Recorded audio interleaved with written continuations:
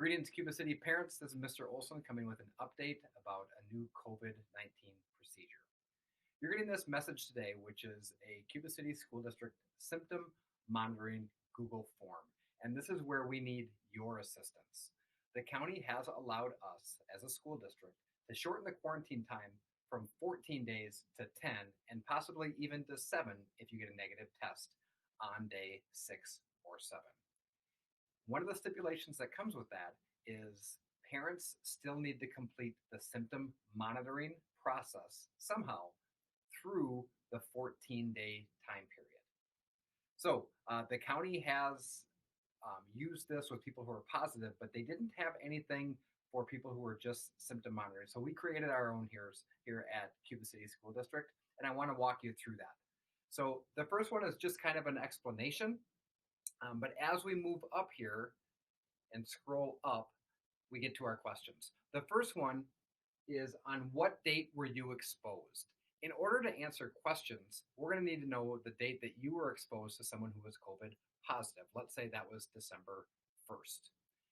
Then the next question, we scroll up, on what date were you informed that you were exposed?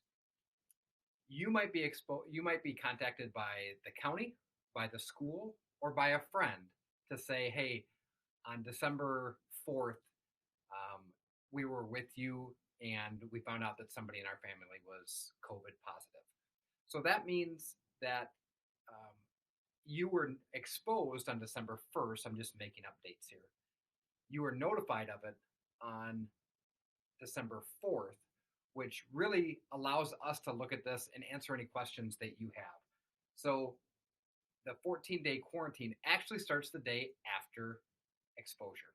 So if December 1st was the exposed date, day 1 is actually December 2nd, even though you were notified on the 4th. So these two questions allow us to answer questions when you have them. Moving up then, we have 14 different questions, one for each day, and it's simply day 1, select the box that applies. Day 1 represents the day after first exposure. One box says, in the last 24 hours, I've experienced, and then it lists all of the COVID symptoms, and that's fever, chills, cough, shortness of breath, fatigue, muscle aches, headache, loss of taste or smell, sore throat, congestion, runny nose, nausea, vomiting, or diarrhea. That's the laundry list of symptoms. So if they've experienced any one of those symptoms, the county expects them to quarantine for a full 14 days. So if you select that top one that says we've had some symptoms, then the county wants you to continue to monitor those symptoms, but they will not allow you to come back on day 7 or 10. That's going to be through the full 14. Most of you will select the second one. In the past 24 hours, I have experienced none of these symptoms. And we'll ask you to do that on day 1, scrolling up, day 2, all the way through day 14. Every day we need that.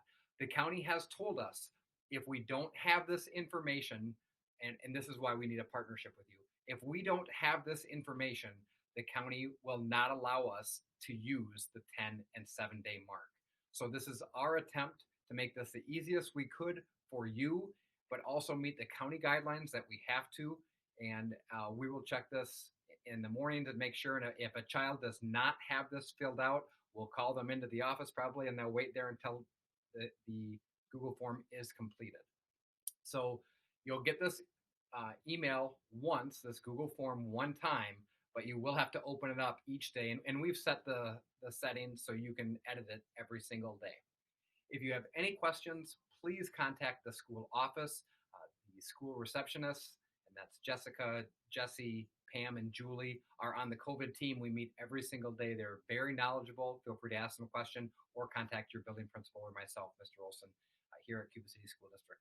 Hopefully this works out well for us and we have fewer kids missing school. Thank you and stay safe.